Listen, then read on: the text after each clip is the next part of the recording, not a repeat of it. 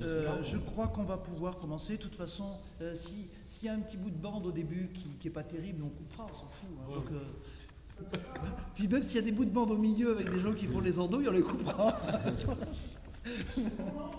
Ouais, tu peux lancer. Ils ont dû installer un logiciel dès qu'ils voient Fred Durand. C'est ça. Crypté. Alors nous accueillons aujourd'hui pour cette table ronde autour de la table Frédéric Durand en bout de table, Gérard qui est entomologiste spécialiste des hyménoptères, Gérard Guillot qui est au service éducatif du musée Henri Lecoq, enseignant par ailleurs, Philippe Bachelard qui est entomologiste lépidoptériste, qui nous expliquera tout à l'heure ce que c'est. Joseph Jacquin-Lapartaz qui est directeur du Naturoptère de Sérignan, et Philippe Rocher qui est bibliothécaire à l'université Blaise Pascal. On commence par donner la parole à monsieur Jacquin-Lapartaz sur votre vision de Fabre et ce que vous pensez être son apport dans l'entomologie d'une façon générale et dans les sciences et la médiation scientifique, des difficultés. D'accord. Bonjour. Donc moi je m'occupe du Naturoptère qui est une structure qui est située juste à côté de l'Armas dans lequel Jean-Henri Fabre a passé les derniers instants de sa vie, les dernières entre 1879 et 1915. Et le Naturoptère a été construit en complémentarité, c'est-à-dire que c'est un centre culturel et pédagogique consacré à la nature, puisque pour nous, Jean-Henri Fabre n'était pas seulement un entomologiste, il était naturaliste en fait. Et les insectes restent notre fil directeur. Donc on parle de la nature globalement, mais à travers les insectes. Et Jean-Henri Fabre, pour l'entomologie, finalement, ça va être pour nous celui qui est le premier à faire vivre, à incarner quelque part ces insectes, c'est-à-dire à leur donner une forme d'autodétermination. C'est-à-dire qu'auparavant, comme il le disait lui, on disséquait la bête, on la mettait dans des bocaux avec du formol, des produits qui servaient à les conserver. Et finalement, il a été le premier à considérer que ces animaux avaient une valeur en soi, que ça valait le coup de les regarder pour ce qu'ils font et non pas pour l'idée qu'on a de ce qu'ils font. Et puis, pour ce qui concerne les sciences, il me semble que plus que tout, c'était quelqu'un qui était un grand vulgarisateur et surtout quelqu'un qui était un grand vulgarisateur de niveau démocratique. Et c'est ça qu'on essaie de poursuivre aujourd'hui, c'est dire qu'on essaie d'être accessible au plus grand nombre à travers le niveau qu'on emploie dans les expositions, le niveau de discours, et puis à travers la politique d'exposition qui cherche à toucher différents domaines avec différentes approches qui sont aussi bien le mort que lui récusait, que le vivant, autant que possible, aussi bien pour les plantes que pour les insectes. Et puis d'autres formes beaucoup plus modernes qu'on utilise aujourd'hui, qui va être la médiation pas seulement par les sciences, c'est-à-dire qu'on passe par exemple par l'art. Que voit un artiste? L'artiste nous permet aussi de voir la même chose que l'entomologiste ou le naturaliste, mais d'une façon différente. Et est-ce que l'artiste, de cette façon-là, ne met pas en valeur des choses qui pourraient échapper aux scientifiques? Voilà. Alors c'est pas bien sûr l'objet uniquement du naturoptère que de rabibocher la science et l'art, mais c'est, je pense, une façon moderne de considérer les choses qui n'était pas du tout le cas à l'époque de Jean-Henri Fabre. Et concernant les techniques de médiation, alors concrètement, on voit quoi à ces réunions? Alors, à Sérignan-de-Contat, donc il y a vraiment deux parties, avec l'Armas d'un côté, dans lequel on visite le lieu dans lequel a vécu le naturaliste, qui est quand même très connoté 19e siècle, avec son cabinet de travail, qui montre ses collections. On a la salle à manger, donc qui contextualise vraiment cette science plutôt passée. Et puis à côté, au Naturoptère, on va utiliser des loupes binoculaires, des microscopes, des choses comme ça, pour montrer que la vie, elle est partout. C'est un peu l'intérêt aussi de ce qu'a montré Jean-Henri Fabre, c'est que les animaux, c'est pas que les mammifères, c'est pas que les grosses choses qu'on valorise en permanence, c'est aussi ces petites bêtes pour lesquelles on est obligé de s'allonger sur le sol pour les voir mieux. Avec les microscopes, on peut par exemple montrer que la vie existe partout, y compris dans une mare comme celle qu'on a, avec des énormes quantités d'animalcules qui vivent dans ces eaux. Voilà, donc la loupe binoculaire pour étudier les détails des insectes, par exemple les pièces buccales, qui sont des outils au programme des enseignements de l'éducation nationale. Et puis, on utilise bien sûr aussi bien les insectes, comme je vous disais, donc des collections d'insectes qui nous permettent de les comparer les uns aux autres et de les voir dans leur diversité en quelques instants, quelle que soit la saison. Voilà, donc pour ça, on a 3 salles pédagogiques adaptées à différents niveaux qui nous permettent de faire des manipulations. Et les gens qui viennent chez vous, Oui. c'est qui? C'est des gamins, c'est des familles, c'est des passionnés d'insectes. Qu'est-ce qu'ils viennent chercher chez vous? Parce que quand même, c'est particulier d'aller voir des insectes pendant une après-midi. C'est vrai. Alors en fait, on constate qu'on a différentes sortes de publics. Ça, c'est flagrant. Typiquement, déjà, entre ces 2 sites que sont l'Armas et le Naturoptère, on a un certain public intéressé par le côté 19e siècle de l'Armas que le Naturoptère n'intéresse pas du tout. Et inversement. Donc il y a vraiment des approches complètement différentes dans la façon d'aborder le même sujet, parce que finalement nous traitons de la nature, de l'entomologie.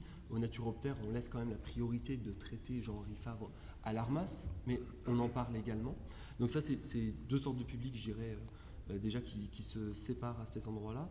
Après, on a bien sûr du public très familial, puisque nous essayons d'aborder de cette façon moderne un côté très ludique dans les expositions, où il faut tirer les tiroirs pour accéder aux vitrines. Il y a des jeux vidéo, il y a des vidéos elles-mêmes. Donc c'est moderne et ça se complète autant que possible avec l'Armas qui reste vraiment dans son cachet 19e siècle.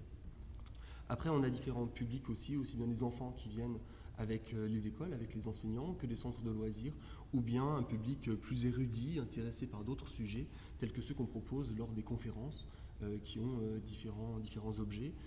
Par exemple, demain soir, ça va être une traduction, on va dire, de la façon dont les Égyptiens concevaient les peintures murales qu'ils mettent dans leurs parois, dans les parois de leurs tombeaux, par exemple, à la lumière de l'astronomie. Voilà, donc on traite aussi de ces domaines-là. Voilà, donc vraiment toute une palette d'enseignement, de transmission de connaissances, de façon scientifique, mais aussi ludique, et dans tous les domaines de la nature. Alors, avant de vous donner la parole, une question aux entomologistes. Un insecte tel l'abeille qui est là, comment vous... Voilà. C'est des guêpes. Ah, c'est des guêpes, alors c'est quoi la différence? Eh bien, alors justement, c'est l'appareil buccal, là, comme il était précisé dans les cours de sciences naturelles donnés aux enfants, c'est l'appareil buccal. C'est pas lécheur. Ils n'ont pas des organes pour lécher les plantes et récolter le nectar ou le pollen, pour butiner. Elles ont des mandibules pour broyer des mouches. Et là, tu la reconnais parce qu'elles ont le t-shirt rayé jaune et noir, typique, et parce que c'est marqué la vie des guêpes aussi. Et alors, nos guêpes, elles voient Fabre comment? Parce qu'on dit on regarde Fabre, comment les insectes voyaient Fabre d'un point de vue visuel? On peut dire que, à mon avis, c'est plutôt c'est Fabre qui nous a appris à les voir. On va plutôt dire ça. Je ne pense pas que les guêpes aient un point de vue sur Fabre et sur tout ce qui nous entoure. Elles s'en battent royalement, sauf quand on met des pesticides à foison ou qu'on détruit leur milieu. Et disons qu'il nous a appris, nous, à se mettre un peu à genoux par terre et à regarder ce qui se passe. À mon avis, c'est ce que nous a transmis Fabre, c'est ça. Et moi qui suis assez anti-pédagogique, c'est à peu près le seul pédagogue qui m'a un peu ouvert les yeux et m'a donné envie d'aller dans la nature. D'accord. Voilà.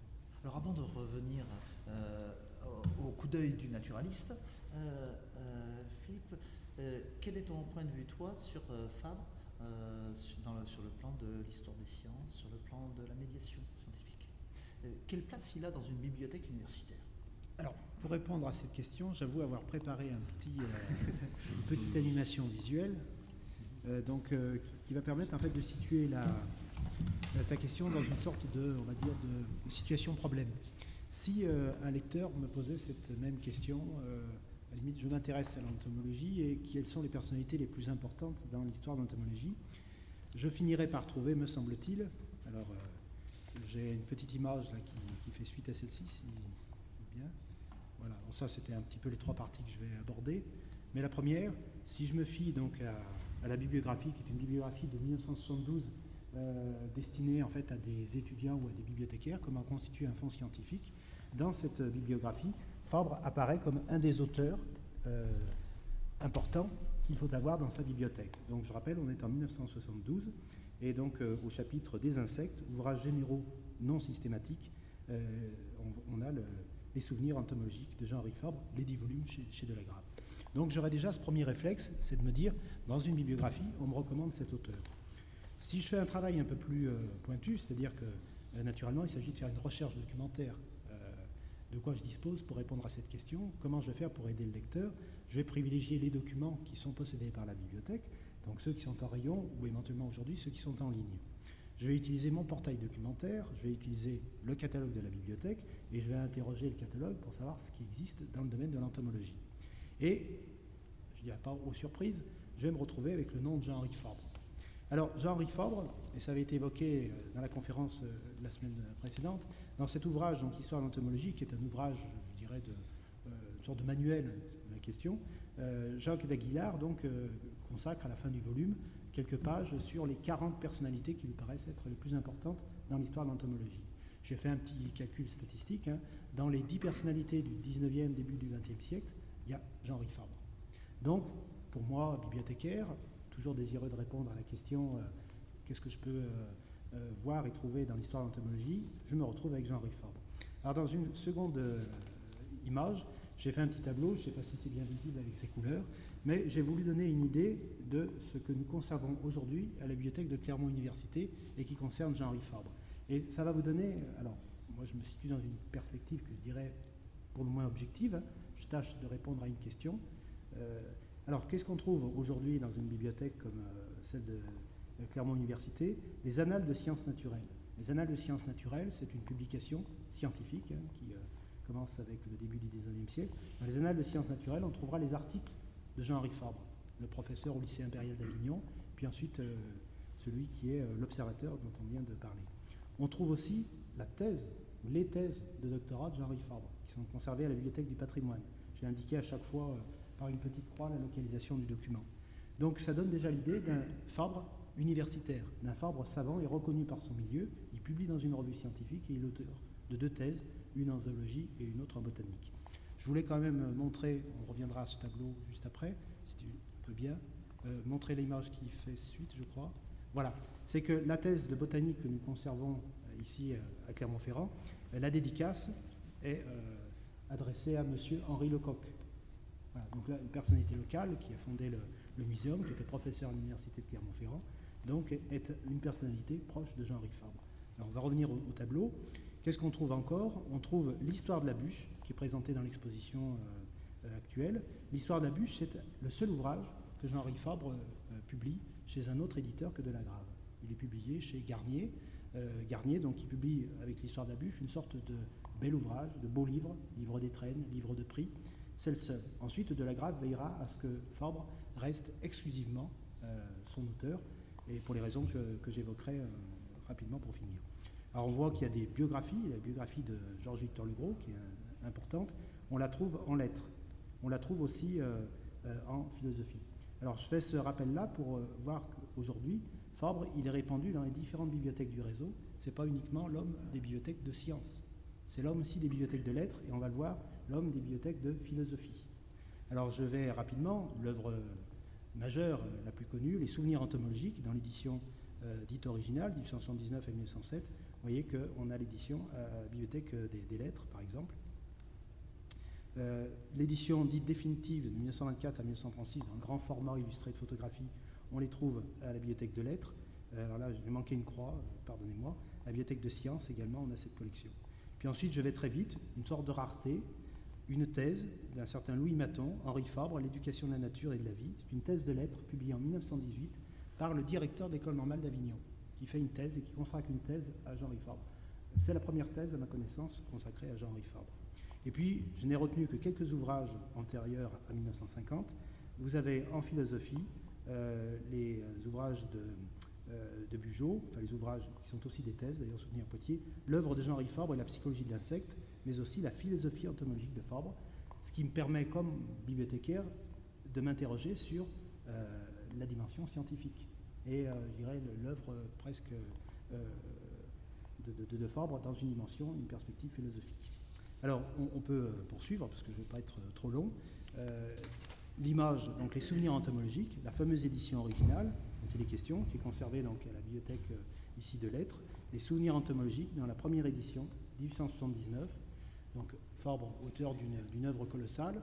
Moi, je suis confronté comme bibliothécaire à 10 volumes, dont le premier date de 1879, le dernier de 1907, donc une œuvre datée dans l'histoire, une œuvre ancienne, l'œuvre Les étudiants peuvent toucher les livres? Ah, bien sûr. Alors, il y a heureusement des rééditions, dont il faudra parler, mais ces ouvrages qui appartiennent à ce qu'on appelle le fonds patrimonial, évidemment, sont proposés à la consultation sur place, sous l'attention bienveillante des bibliothécaires présents. Bon, je voulais montrer aussi, alors là on peut passer rapidement sur ces images, les annales de sciences naturelles. Alors, bon, les hommes les plus célèbres de cette époque donc, sont auteurs et dirigent ces volumes. Et puis je termine rapidement dans la troisième partie sur ce que j'appelle un continent éditorial. On est face à une masse documentaire. Et là c'est très intéressant, alors j'ai donné quelques chiffres, sauf l'histoire de la bûche, je l'ai déjà dit, tous les autres titres ont été publiés chez Delagrave. Alors, on estime en moyenne que chaque ouvrage de Fabre était édité à environ 2000 exemplaires. J'ai indiqué le chiffre de 1862 à 1915. 1915, c'est la date de la mort de Jean-Henri Fabre. On a à peu près recensé un total de 584 éditions et rééditions, ce qui fait une moyenne de presque 11 éditions, rééditions par année. Entre 1862 et 1907, 90 ouvrages originaux ont été publiés.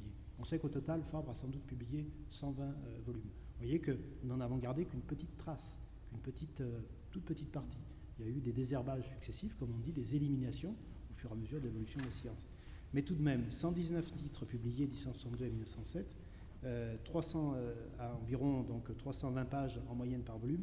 On a calculé donc comme ça que ça donnait 38 247 pages entre 1862 et 1907, rédigés et donc publiés. Sur une base de 3000 exemplaires par titre et par an, pour 584 éditions ou rééditions, ça donne 1 752 000 exemplaires publiés. C'est-à-dire que nous n'avons gardé dans les bibliothèques clermontoises qu'une infime partie, sans doute, de ce qui a été conservé. Il faut savoir que dans le fonds patrimonial de la bibliothèque de l'UFM, nous n'avons trouvé en fait que 4 ou 5 volumes total, dans la vie de Georges-Victor Leroux. C'est-à-dire qu'il y a des ouvrages qui ont dû être utilisés, qui ont servi, qui ont été lus, mais il y a aussi sans doute beaucoup d'évasion. Ces ouvrages sont entre les mains de quelques-uns. Mais qu'aujourd'hui, quand on se confronte à Fabre, on a ce continent, je dirais, perdu. Et si on passe à l'image suivante, et c'est ça qui peut nous poser question comme bibliothécaire, c'est qu'il y a toujours une actualité de Fabre. On réédite Fabre. Et j'ai pris 2 exemples qui me paraissent être symptomatiques. Chez l'éditeur Privat, l'éditeur de Toulouse, Dominique Autier, récemment décédé, avait pris la peine de rééditer La Plante, l'histoire botanique donc, de Jean-Henri Fabre, et il y tenait. C'était un projet personnel. Dans le même temps, il avait prévu de créer une bibliothèque numérique sur laquelle il aurait placé la numérisation de au moins toutes les couvertures de tous les manuels de Fabre. Il avait constitué une bibliothèque personnelle. J'ai mis en regard la biographie de Yves Delange, qui a été rééditée chez Actes Sud. Hubert Nissen est mort il y a quelques mois. Hubert Nissen tenait absolument à ce que Fabre figure dans les collections d'Actes Sud, qui est un éditeur d'Arles, vous savez. Donc comme si la France du Sud, Toulouse d'un côté, Arles de l'autre, rendait hommage aujourd'hui ou poursuivait, je dirais, l'édition de ces volumes, qui étaient ceux auparavant d'un éditeur parisien comme Delagrave. Voilà, j'ai répondu en fait avec quelques arguments préparés à l'avance à cette intéressante question. Merci pour Gérard Lyon, au musée Lecoq, il y a une place particulière pour Fabre? Alors, je crois qu'il faut s'approcher des micros, si j'ai compris. Il n'y a pas vraiment une place particulière pour Fabre, mais il y a quand même une grosse place pour les insectes, hein, grâce notamment aux activités d'autres personnes comme Philippe Bachelard et d'autres qui interviennent au musée. Ce que je voulais dire, c'est qu'on essaye un peu, nous aussi à l'heure actuelle, en tant que service éducatif, je parle, on essaye un peu de moderniser aussi cette approche, et notamment une des approches qu'on a choisies avec la collègue qui travaille avec moi, là, qui est Florence Denevy, c'était on a créé un site sur la biodiversité dédié donc aux gens d'éducation nationale, et pour s'intéresser à la biodiversité qui est proche de chez nous. Et là, je retiens ce que vous avez dit là, à propos du Naturoptère. Parce que dans l'esprit des gens, souvent la biodiversité, d'une part, elle est ailleurs, c'est les forêts tropicales, c'est la savane, ou c'est la Camargue, au plus près de nous, mais c'est des milieux exceptionnels. Et on cherche à restaurer un peu cette image de la biodiversité dès qu'on sort dans la rue, enfin même quand on est dans la maison, il y a déjà de la biodiversité. Simplement, effectivement, c'est une biodiversité faite d'animaux de petite taille ou de plantes de petite taille et qui demande un peu plus d'attention et un sens de l'observation peut-être un peu plus aiguisé. Et donc, on essaye de développer cette approche en proposant des aides aux enseignants et notamment l'idée de forum où les enseignants peuvent, où les élèves pilotés par les enseignants peuvent poser des questions auprès du musée pour identifier des espèces qu'ils ont trouvées, etc. Donc, les mettre un peu déjà dans cette... alors, on est loin de la démarche de Fabre, parce que là, c'est je trouve une petite bête, je veux savoir ce que c'est, quoi. Enfin, je veux savoir quelle est son espèce. Mais c'est déjà une des premières démarches. Alors, c'est vrai que Fabre, lui, s'inscrivait dans la durée. Les observations, c'était sur des mois, voire des années, à un rythme de temps qui n'était pas celui qu'il y a maintenant. Mais je pense qu'effectivement, quand on arrive à intéresser des jeunes déjà sur l'existence d'une grande diversité, leur ouvrir les yeux là-dessus, on a déjà gagné une énorme partie. Et c'est vrai que ça... Frédéric disait, oui, je suis pas très attiré par la pédagogie pure, entre guillemets, mais c'est vrai que déjà ouvrir les yeux là-dessus, après, on a fait le gros du travail, quoi. Parce qu'on ouvre une porte, là, et les enfants, ils ont envie de savoir, cette bestiole, en plus, maintenant, je suis capable de mettre un nom dessus, d'en parler à d'autres, etc. Ils ont envie d'en savoir plus et puis d'aller découvrir des petits détails, où est-ce qu'elle niche, où est-ce qu'elle se reproduit, est-ce qu'on la voit toute l'année, etc. Donc d'entrer dans cette démarche un peu naturaliste, je crois qu'on aura l'occasion de parler. Donc voilà, c'est une des approches possibles. Alors l'autre approche par le musée, effectivement, c'est le côté mort, comme il a été dit tout à l'heure, c'est les collections. Mais il n'empêche que ça aussi, c'est une approche importante parce que quand les enfants voient, par exemple, les boîtes il y a la boîte, il y a une vitrine qui présente toutes les espèces de papillons diurnes du puy d'Auvergne, je crois que c'est l'Auvergne. Et ben, c'est impressionnant quand on voit qu'il y a plus de 100 espèces, entre 100 et 200 espèces, et que vous demandez aux gens de citer même 4 espèces de papillons, à part peut-être ils connaissent le citron, le macaon, la pierride, et puis voilà. Donc de découvrir qu'il y a quand même une sacrée richesse, ça c'est une autre porte d'entrée. Et le mort, entre guillemets, les collections ont aussi leur place dans cette approche du vivant et dans cette sensibilisation-là, quoi. Et c'est pas plus difficile de faire aimer les insectes à des enfants oui, par rapport aux oiseaux, par rapport aux mammifères? Oui et non, parce que par exemple, si je compare, moi personnellement je suis très branché ornitho et ben, en tant qu'enseignant, intéresser les élèves aux oiseaux, vous heurtez un problème monumental qui est le problème du groupe. C'est-à-dire que quand vous déplacez avec 20 gamins, maintenant c'est plus souvent 30 que 20 d'ailleurs, vous déplacez avec un groupe de 30 dehors, les oiseaux, je suis désolé, à part les voir s'enfuir, les 3/4, c'est ça qu'on voit. Alors que les insectes... Voilà, les oiseaux, c'est pas sensuel.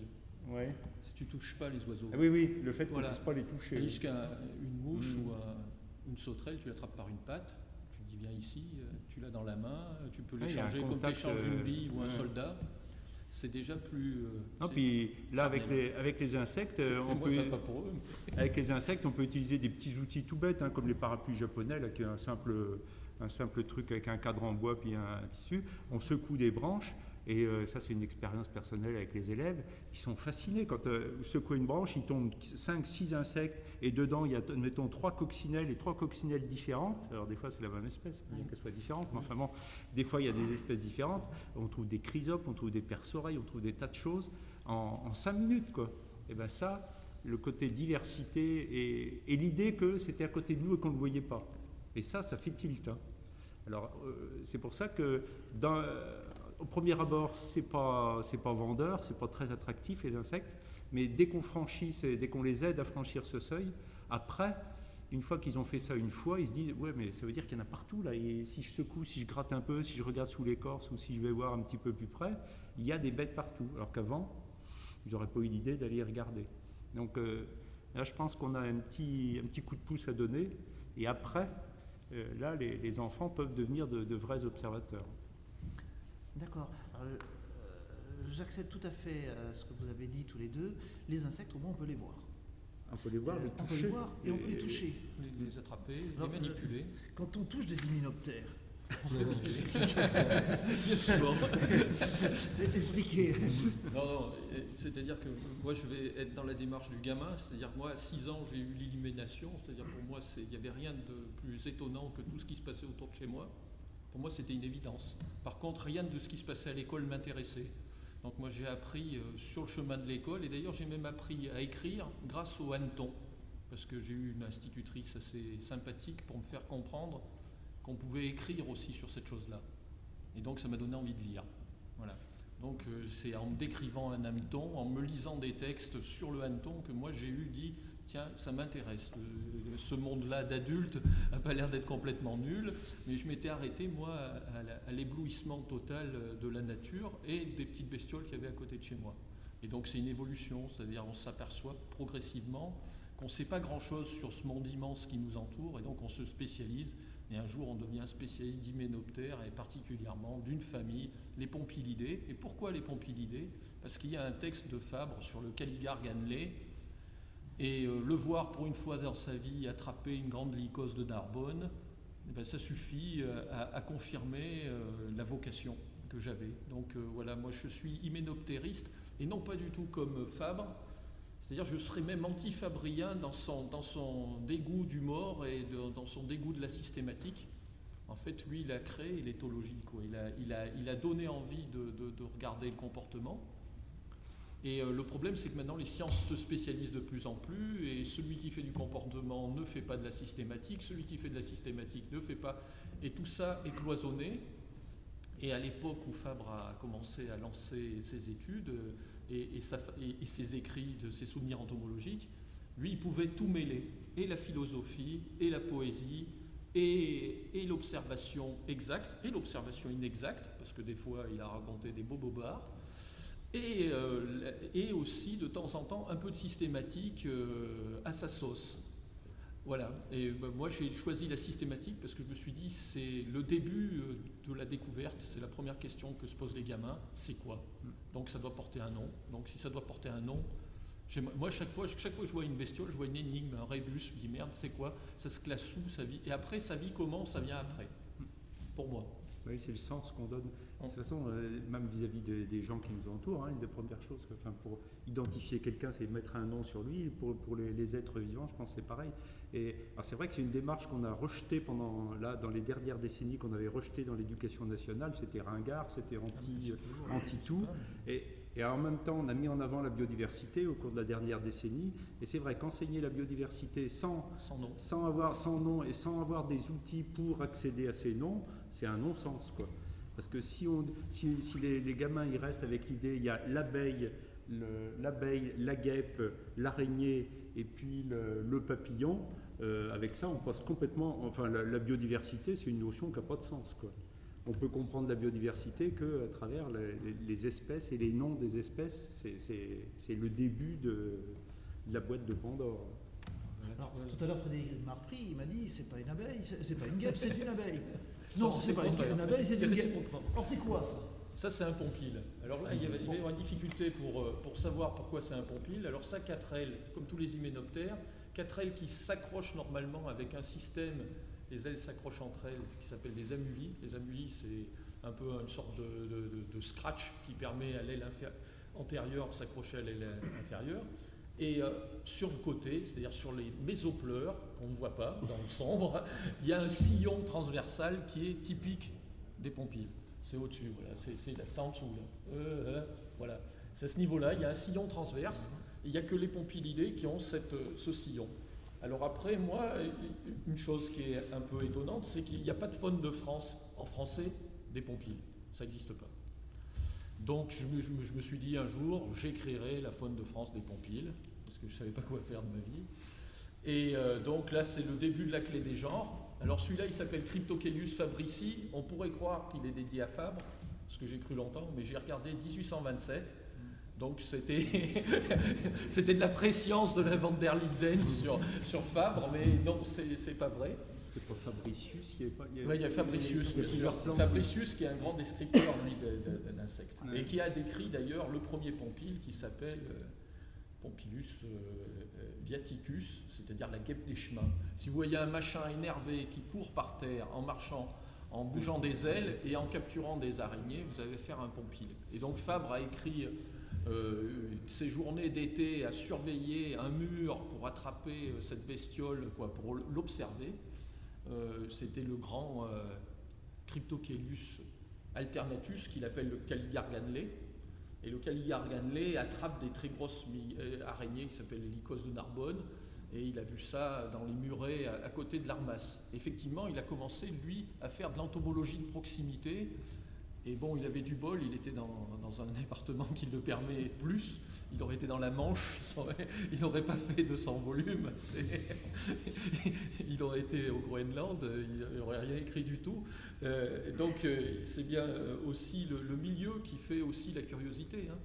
Ça aide beaucoup d'être baigné dans un endroit où tu as des insectes qui font plus de 5 cm. C'est marrant, on prendrait une population de gendarmes ayant vécu en Nouvelle-Calédonie et en Guyane, tous ont pratiqué l'entomologie. Parce qu'ils ont vu des morphos, parce qu'ils ont vu des machins énormes, et ils se sont tous dit, mais qu'est-ce que c'est ? C'est tellement évident, quand les bestioles font 15 cm de long, tout le monde commence à porter un regard. À partir du moment où la faune fait moins de 5 mm, là, il y a beaucoup moins de clients. Par exemple, il n'y a pas d'amateurs de colambole. Il n'y a que des professionnels qui donnent dans le colambole. Voilà. Donc il y a des paliers entre la lunette d'astronomie qui fonctionne bien et juste les yeux et les papillons que toi tu as vus quand tu étais gamin et qui t'ont donné envie de faire papillon. Oui, bien sûr. Oui. Voilà. Alors, encore une question au systématicien. Ça veut dire quoi, Cryptocheilus ? Ça c'est bon, ça je sais pas. Ah, pardon. Non, mais je sais pas pourquoi. Crypto caché. Kélos, c'est quoi déjà? C'est la main. Il y a des plantes qui s'appellent chélone. Chélone, c'est pas une bouche. Il y a une plante qui s'appelle la chélone et qui a une forme de bouche. Oui, c'est ça, calicère. Oui, c'est ça. Il y a la bouche cachée. Voilà. C'est ce qu'il faut. C'est ce qui est. Mais sauf que c'est souvent, par exemple, Pompile, il a posé un problème de nomenclature. Il y en a un qui avait décidé, c'était Latreille avait décidé que c'était des psamocares, ça veut dire qui vivent dans le sable, ce qui était juste. Et de l'autre côté, il y avait Fabricius qui a décidé d'appeler ça Pompilus, ce qui vient du grec et qui veut dire qui était un poisson qui guidait les navires. Donc il n'y a absolument aucun rapport. Et Latreille a trouvé que le mot était plus joli, c'était plus joli, qu'il valait mieux les appeler Pompiles. Donc il a donné ce nom-là, il n'y a pas de raison valable, et même c'est en désaccord avec le code de nomenclature qui dit que c'est le premier descripteur qui doit être prioritaire. Donc les Pompiles posent des questions de nom et des questions sans nom. Par exemple, moi j'avais nommé une bestiole, on peut voir les Aporus aussi. Là, je suis en train d'en nommer, moi je donne dans la facilité. Hein. Voilà, donc ça c'est des bestioles qui ont des têtes un peu en forme de décapsuleur, parce qu'elles vont chercher des petites migales dans le sol, et avec leur tête... Mais il n'y a pas de migale chez nous. Si, il y a 3 espèces. Alors vas-y. Il y a 3 espèces, si, il paraît. Il y a 3 espèces à peu près. Et donc, elles décapsulent les opercules que font ces petites migales qui sont terrestres, hein, et pour pouvoir rentrer et paralyser l'araignée. Et donc là, il y a une espèce qui est, je pense que tu peux cliquer. Ouais. Ouais, voilà. Donc là, il y a une espèce nouvelle que je vais baptiser Foucarti, c'est celle-là, qui a été trouvée au Maroc et qui est donc nouvelle. Et moi, bêtement, le nom que j'ai donné, c'est le type qui l'a trouvé sur le terrain. Voilà. Elle est dédiée à Antoine Foucard, qui est celui qui a posé le bon bac jaune au bon endroit et qui m'a ramené cette petite bête. Voilà. Donc ça, c'est effectivement... c'est une connaissance particulière parce qu'après, moi, je connais le Fabre de maintenant qui s'appelle Edgar Gros. Je conseille à personne de lire ce qu'il écrit parce que c'est beaucoup moins poétique, puisque lui, il fait vraiment du comportement. Donc il y met ni ses sentiments, ni sa philosophie de la vie, ni ses... Il y met que le Pompile a traversé pendant 2,55 m à telle vitesse, le vent était situé comme ça, et il a déplacé 4 grains de sable à droite, 5 à gauche, et ça a duré 30 minutes, 27 secondes pour operculer son terrier, etc. etc.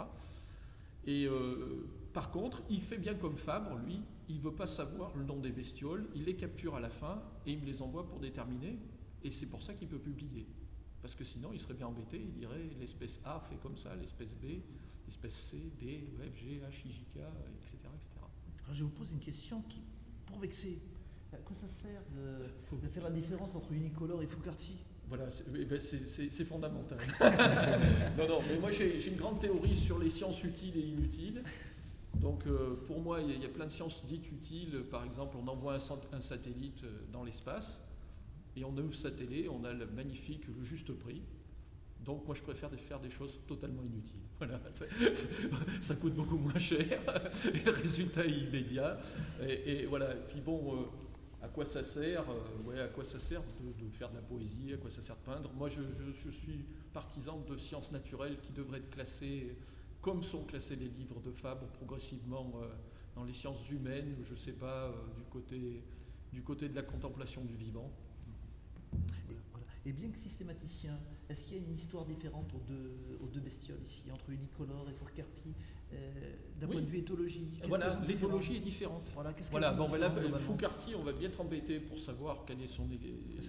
parce que c'est le type et spécimen unique. Donc c'est difficile. Donc là, on va être embêté pour savoir. Mais on sait que par exemple unicolore et par exemple celles qu'il y avait avant, et Planiceps, n'attrapent pas les mêmes espèces d'araignées, ne font pas leur terrier de la même façon, et comme chaque genre pompile, par exemple, il y a des pompiles qui vont courir après leur araignée jusqu'à épuisement, quasiment.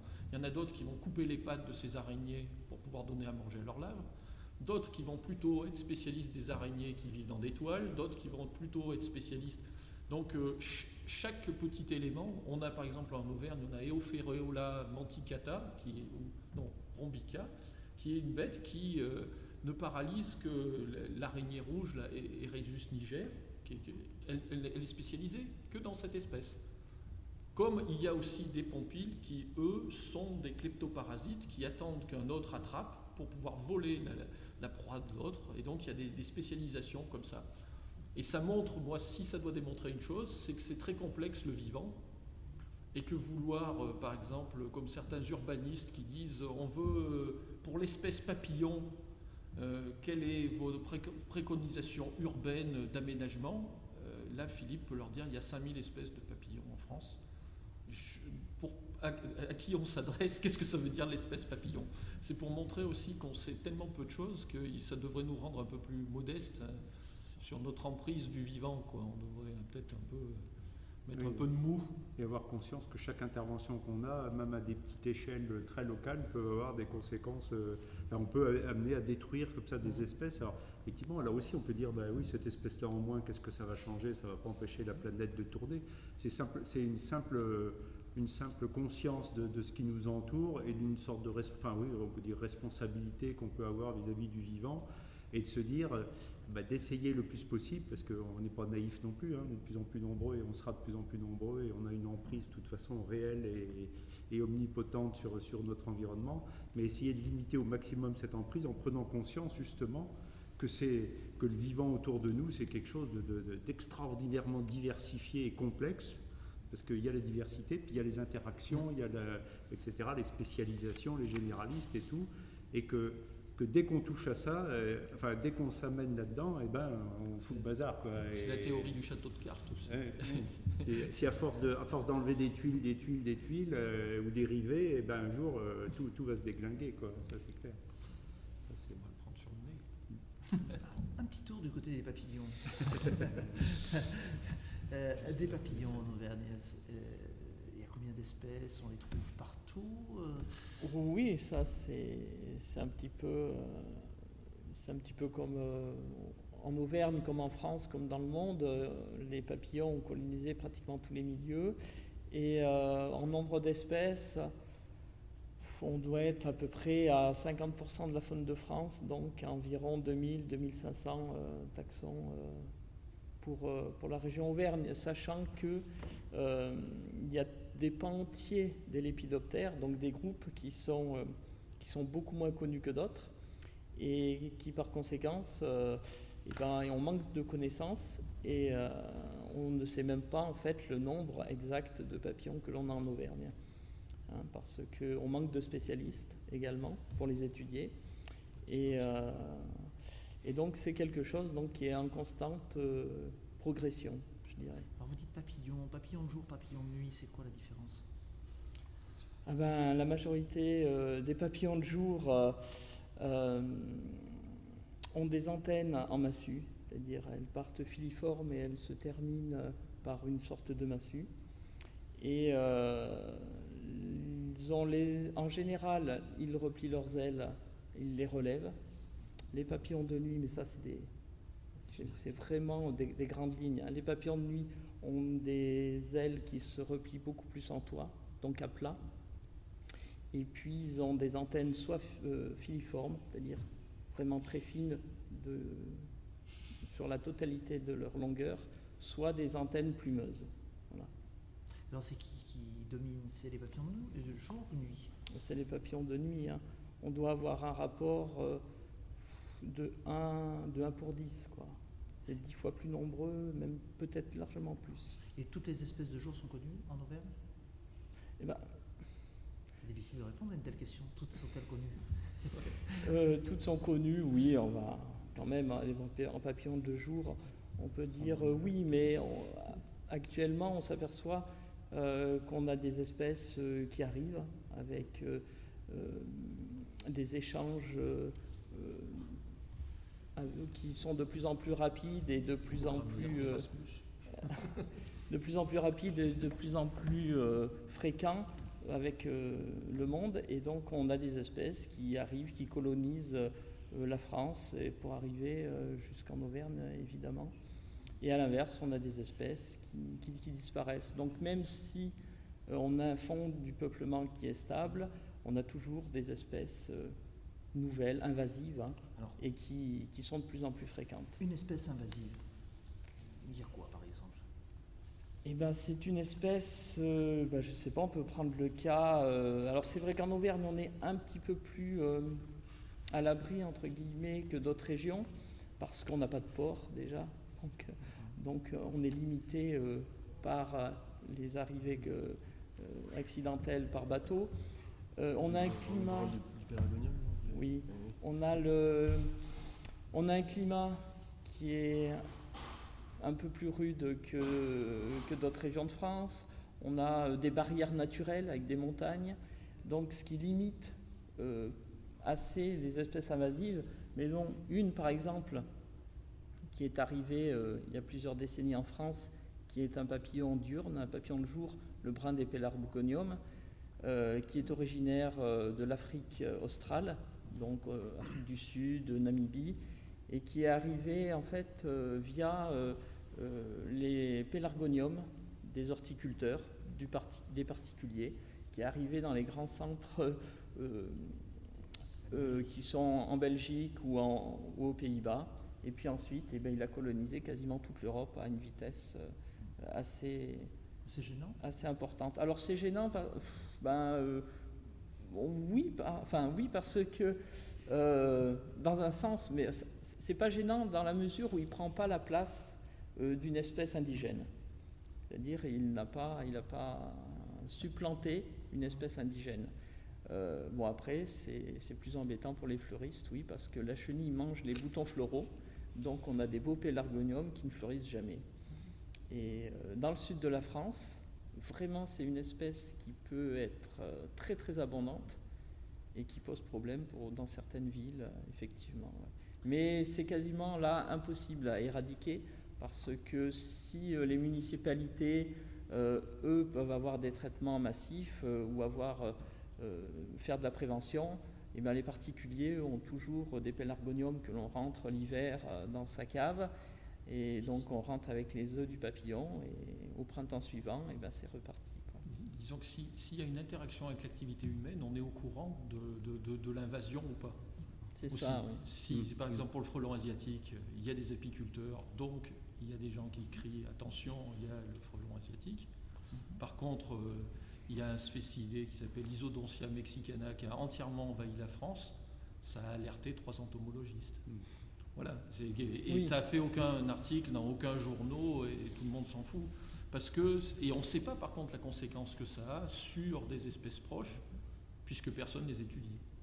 Puisque par exemple, pour en revenir à des écritures de Faune de France ou tout ça, c'est quand même particulier que c'est un réseau d'amateurs en France qui fait le boulot de systématicien ou comme Philippe, de surveillance du terrain active de ce qui s'y passe, quoi. Alors avant, on va revenir peut-être sur les espèces en danger. Il y en a en Auvergne? Oui, Les papillons jouent en danger? comme partout, hein. C'est-à-dire que, oui, Quoi, par évidemment. exemple? On a des espèces qui sont en danger de par les activités humaines, hein, parce que, par exemple, on peut avoir des papillons strictement localisés à certaines zones géographiques ou à un certain type de milieu qui peut être très restreint en surface en Auvergne. Et dès que l'on a une activité humaine qui bouleverse ce secteur géographique ou ce milieu, eh bien évidemment, on peut mettre en péril des espèces de papillons. Et en particulier, chez nous, on a les zones de montagne, hein, comme le mont du Cantal ou le massif du Sancy, qui en fin de compte ont une surface relativement restreinte, sont un petit peu des îles, hein, au milieu de zones beaucoup plus basses en altitude. Et donc si on agresse ces zones d'altitude, eh ben, en conséquence, on va agresser également les espèces animales et végétales, dont les papillons. Et si certains ne vivent qu'à ces endroits-là, effectivement, ils peuvent être en danger, par exemple, par les stations de sport d'hiver, par le pâturage, par beaucoup de choses en fait. Mais alors, ça serait introduit du papillon? Eh bien, oui, dans certains cas, hein. Mais bon, avant d'introduire ou de réintroduire des espèces, il y a un préalable, c'est de connaître précisément l'écologie et la biologie des espèces pour être sûr, pour mettre toutes les chances de son côté que l'introduction ou la réintroduction va réussir. Alors, et qu'est-ce qui serait introduit? Des papillons réintroduits, il y a des exemples positifs, il y a des choses qui marchent? Oui, il y a il y a beaucoup de choses qui ne marchent pas. Alors, qu'est-ce qui ne marche pas, pareil? Qu'est-ce qui ne marche pas et pourquoi? Et qu'est-ce qui marche et pourquoi? Justement, il y a des choses qui ne marchent pas parce que on fait ça sans vraiment connaître, d'une part, exactement la biologie des espèces, et puis sans s'assurer que le lieu de l'introduction ou de la réintroduction est capable justement d'accueillir, si c'est dans le cas d'une réintroduction, d'accueillir à nouveau l'espèce. C'est-à-dire que si elle a disparu à un moment donné, c'est peut-être qu'il n'y avait plus les conditions stationnelles qui lui permettaient de vivre. Donc si on veut réintroduire, il faut d'abord s'assurer que tout est à nouveau réuni pour accueillir l'espèce. Alors, donc exemple, c'est surtout... Le papillon Apollon, dont je crois que vous avez participé. Oui. C'est parti de quoi? L'idée? Pourquoi se polariser sur ce papillon? Parce qu'il est beau, parce qu'il est blanc, qu'il a des taches rouges? Peut-être, oui. Ça suffit. Oui, Est-ce que blanc avec des taches rouges suffit à avoir le droit d'être sauvé? Ça vaut le coup quand même. Non, mais pourquoi c'est pas toujours facile à répondre, les questions qui commencent par pourquoi. On préfère comment que pourquoi. Et en fait, c'est aussi parce que une réintroduction qui réussit nous apporte beaucoup d'enseignements, mais une réintroduction, si au préalable on s'est assuré de toutes les conditions que j'ai précisées et qui ne fonctionnent pas, c'est tout aussi intéressant parce que ça montre qu'il y avait encore autre chose qui n'était pas présente et que l'on n'a pas compris. Et voilà. Vous avez des exemples précis de bestioles qu'on a essayé d'introduire, on a insisté lourdement et ça n'a pas marché? Non, insister lourdement, non, c'est quand même... Après, l'introduction, la réintroduction de papillons, c'est hyper marginal, quoi. Hein, après, il y a beaucoup de personnes qui font ça, enfin beaucoup de personnes, il y a quelques personnes qui peuvent faire ça, et il n'y a qu'une poignée Il y a combien d'entomologistes en de France? personnes qui... Voilà, on est peu nombreux, il y a peu de personnes qui font ces expériences, entre guillemets. Puis je crois que les insectes, on s'en fiche de façon globale, si c'est pas un mammifère ou un oiseau. Voilà, donc en fait... Personne ne voit l'intérêt. Mais un programme de réintroduction, il faut quand même trouver quelques financements. Qui acceptent de... La dirette. C'est de la Non, tréage. c'est, C'est la tréage, ça. Non, les financements, il faut effectivement, on peut toujours, voilà, on prend quelques papillons sur un site, on prend sa voiture, on l'emmène sur un autre site, et puis voilà, ça peut se résumer à ça, hein, tout simplement. Après, ça dépend si on veut que ce soit plus médiatisé. Alors effectivement, il faut faire ça de manière plus structurée, Plus autorisé aussi. non, mais plus autorisé si c'est des espèces protégées. Ouais. Après, il y a plein d'espèces qui ne sont pas protégées, qui n'ont pas de statut réglementaire. Et là, rien n'empêche de les prendre et de les emmener ailleurs, hein. Ça, on peut... Par exemple, moi, je vois 5-6 papillons Apollon dans une petite vallée du Cantal, j'ai le droit de les prendre et de les Non, amener parce que plus tôt. justement, Celui-là, il a un l'Apollon... statut de papier, lui. Eh oui, lui, il a des papiers. Il a des Donc papiers lui, en il a ses règle. papiers. Lui, il a ses papiers, Ouais. donc il y a en a jamais. même pas mal. Et là, non. Alors, pourquoi toi, tu as le droit de les transporter et pas moi? Eh bien justement, parce que dans le cas des espèces à statut où il y a une réglementation, à ce moment-là, il faut avoir des autorisations. Alors les autorisations changent au fil des ans, hein. Avant, c'était des autorisations que l'on demandait au niveau national. Maintenant, c'est les préfets de département qui autorisent ce genre de choses. Et il vaut mieux quand même, c'est quand même assez difficile à avoir, et il vaut mieux s'entourer de personnes connues et reconnues pour faire ces demandes. Et c'est vrai que dans le cas de l'Apollon, dans le Puy-de-Dôme, c'était en collaboration avec une université, hein, c'était l'université de Marseille, avec un professeur un des derniers profs d'entomologie, hein, qui a travaillé avec ses étudiants pendant des décennies sur l'Apollon, sur les problématiques de l'Apollon en France et en Europe, qui avait l'idée effectivement de faire une réintroduction de l'Apollon sur le Puy-de-Dôme. Et c'est possible de communiquer, je m'adresse à vous, mais à vous tous en fait, c'est possible de communiquer en direction de la population pour militer pour la réintroduction du papillon Apollon? La réintroduction en elle-même, non, mais sur sa présence, oui. C'est un peu plat comme peluche. Il vaut mieux un panda. Oui, c'est ça. Oui, mais... Mais disons que c'est quand même plus médiatique. Ouais, Si c'était c'est sur, médiatique. je sais pas. Je reconnais qu'entre ces papillons et tes pompiles, Ouais, et puis même les araignées, par exemple, et le des truc comme ça, araignées, ça va être chaud. Hein. ces poilus, ces piqueurs, Ouais. lui c'est quand même plus... Non, plus c'est aérien. vrai que la réintroduction, Facile. non, mais la présence de l'Apollon sur un site, oui, ça peut être... Mais c'est pour ça que c'est aussi présent dans les listes européennes. Hein. C'est-à-dire que les listes européennes de protection de l'environnement se limitent à ce qui est identifiable par à peu près tout le monde. Hein, ça aide bien, c'est-à-dire que l'Apollon, avec ses taches rouges et son look, on est sûr de ne pas le confondre avec une fraise des bois.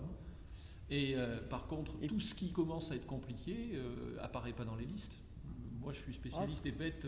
Et aussi, on a des commence espèces qui sont compliqué. quasiment identifiables que par des spécialistes. Par les génitalia, oui. Et qui sont sur des listes de protection.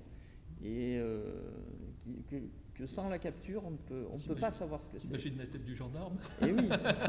C'est-à-dire, Bonjour, monsieur. il y a une image là-dessus, enfin une image qui renvoie. Les gens sont souvent, quand ils visitent des villes ou sur le côté humain des choses historiques, souvent il y a des fois des maisons qui sont sauvegardées parce que Jeanne d'Arc s'y est arrêtée 30 secondes au cours de son périple, etc. Et on accorde de l'importance à ça uniquement pour un événement comme ça très bref. Alors moi ça me laisse un peu rêveur, mais bon, je comprends qu'on y accorde de la valeur. Je crois que là, il y a un parallèle à faire entre la micro-espèce très localisée qui est présente que dans une toute petite vallée ou sur un petit flanc d'une colline.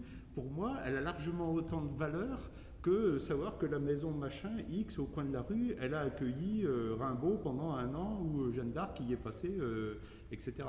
Autrement dit, je crois que vis-à-vis des gens, vis-à-vis du public, pour faire passer l'information, il faut aussi rappeler comme ça, enfin essayer de faire des parallèles. Parce que je pense qu'il y a plein de gens qui n'ont pas conscience de cette valeur du vivant. Quoi. On accorde de la valeur qu'aux choses qui valent de l'argent directement, qui peuvent se monnayer. Le vivant, il peut pas se monnayer, enfin tout au moins une grande partie, mais ça n'empêche pas qu'il a quand même une valeur intrinsèque, une valeur en soi. Et ça, je pense que vis-à-vis des générations futures et vis-à-vis notamment des enfants, c'est une valeur énorme à faire passer. Et tout à l'heure, la question, c'est ça sert à quoi de nommer?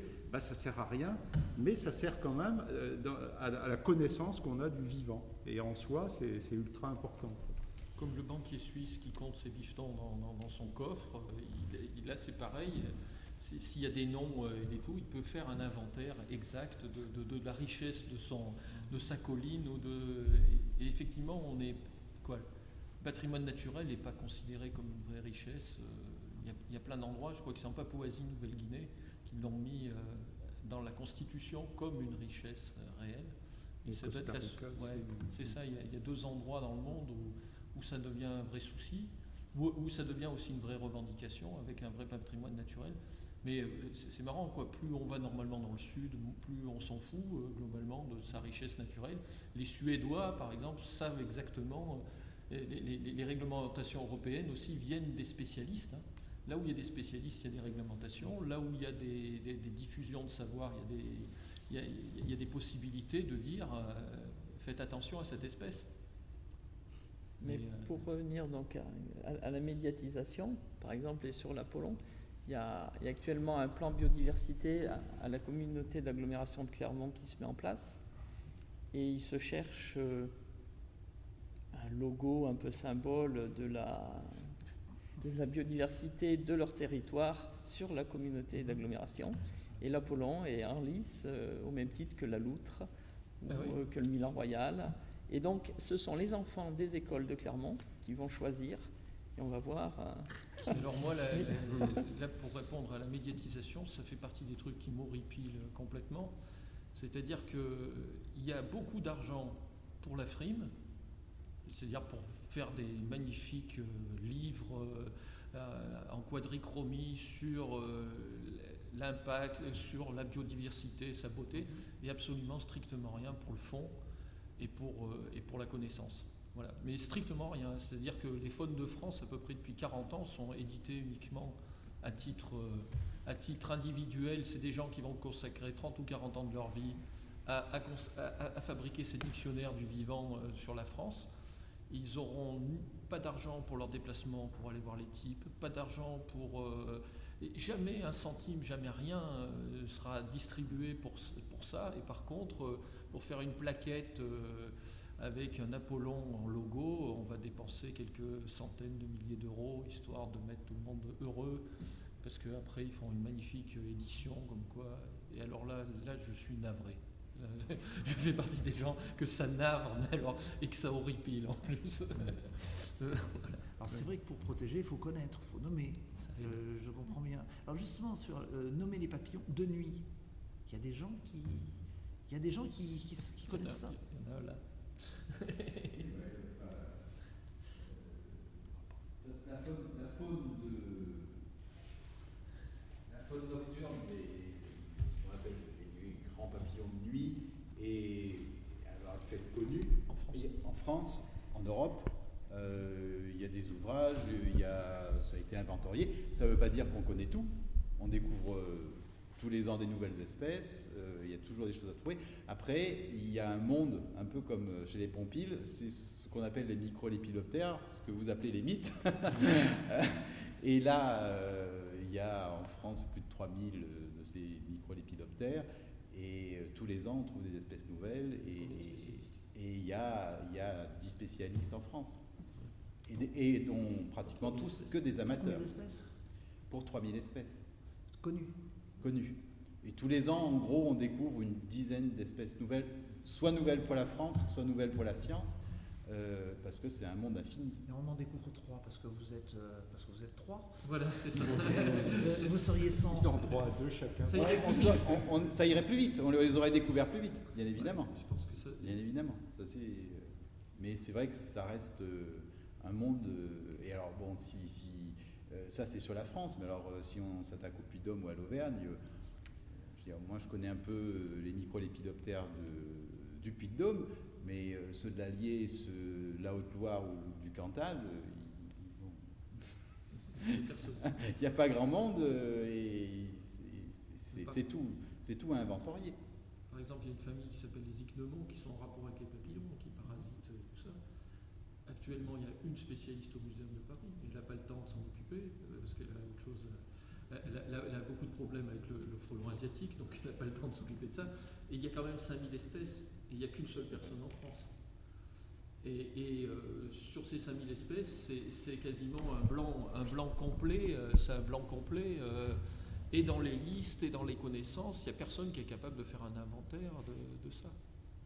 Et on s'éloigne de Fabre, là, parce que c'était pas son souci non plus. C'était pas son souci. Justement, le problème, c'est que si on ne connaît pas, on ne peut pas protéger, on ne peut pas en parler. Si on se spécialise sur la systématique, il faut aussi être capable de parler d'éthologie pour donner envie aux gens de connaître. En fait, vous n'êtes pas un peu victime de l'explosion de ces groupes? Trop d'espèces fait que vous ne pouvez plus vraiment déterminer, vous ne pouvez plus. C'est-à-dire que moi, j'ai essayé de prendre la chose à l'inverse, c'est-à-dire que je me suis dit, si je veux faire le comportement, il faudrait au moins que j'arrive à les nommer. Donc, pour pouvoir les nommer, j'ai donc fait de la systématique pour pouvoir les nommer. Et effectivement, ça m'est plus facile après d'en parler et de coller un comportement sur une bestiole, puisque j'arrive déjà à la nommer. Je trouve que c'est le préalable. Le préalable a été oublié pendant à peu près 40 ans. Ça fait 40 ans qu'on navigue sans préalable et où les écologistes, comme les éthologistes, s'aperçoivent du trou béant qui fait que... Moi, j'ai essayé de me spécialiser, par exemple, rien que dans les pompiles du monde, pensant que ça allait être étroit comme créneau. Bon, il y a 4000 espèces aussi, donc c'est grand comme tous les mammifères. Donc ça fait déjà... c'est immense. Mais ça me permet au moins d'avoir une vue de la faune de France et du point de vue du comportement et du point de vue j'arrive à en parler de mes bêtes. J'arrive à en parler. Et c'est important. Ouais. Et avec des gamins, tu arrives à en parler? Ouais. C'est-à-dire que c'est des bestioles, il faut amener les gamins sur le terrain, quoi. Il faut que ça soit... Ou alors, c'est quand on appelle ça des collections de oulala. Quand tu vas dans un musée, il fait oulala. Donc c'est tout ce qui dépasse, qui fait la taille de la main. Voilà. Dès qu'on a une bête qui fait la taille de la main, là les gamins sont tous épatés, surtout si c'est carrossé, si c'est un beau coléo avec des... Là ça marche. Tout de suite, les mômes ont tout de suite, comme les morphos, ça marche avec les gendarmes, ça marche avec les gamins, quoi. Ça marche avec toutes sortes de populations différentes. Mais comment tu peux faire? Par exemple, moi, il m'arrivait une histoire super sympa à l'école où allait ma fille. Il y avait une émergence de la mouche de Mars. Il y en avait partout. C'est quoi la mouche de Mars? Eh ben, c'est Bibio-Marcy. Et c'était ma réponse. Ils m'ont demandé, les mômes, c'est quoi? Je leur ai dit, c'est Bibio-Marcy. Ça m'est venu tout seul, quoi. Je leur ai dit, et les mômes, ils ont adopté le terme tout de suite. Ils ont trouvé ça vraiment sympa. Et toute la cour de récréation, comme il y en avait vraiment une émergence, il y en avait des centaines et des centaines. Et il y a des gamins qui chopaient ça et qui disaient, qui veut mes Bibio-Marcy? Merci beaucoup, quoi. Tous les jeux de mots étaient possibles. Et voilà, donc ça veut dire que les gamins aussi, si on leur vend pas, on peut leur dire les choses comme elles sont, c'est-à-dire avec les vrais noms, avec la vraie curiosité qui nous anime, et pas essayer d'aller dire, voilà, de vouloir à tout prix rabaisser le truc. Hein. Fabry mettait pas les choses au ras des pâquerettes. Hein. Donc pour résumer, tu penses que l'argument de dire une bestiole, on va la sauver parce qu'elle sert à ça, c'est quelque chose d'inadmissible dans ton sens?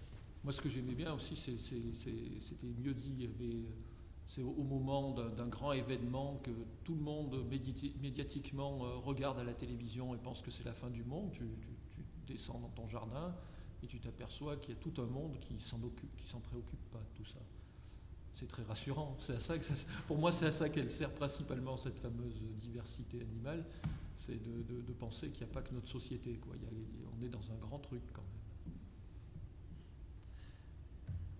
Et comment, au niveau des enfants, au niveau du muséum,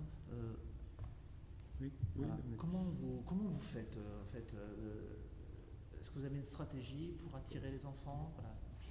C'est effectivement la grande difficulté par rapport à ce que vous dites, c'est que on est en concurrence permanente aujourd'hui avec ce à quoi les enfants ont accès.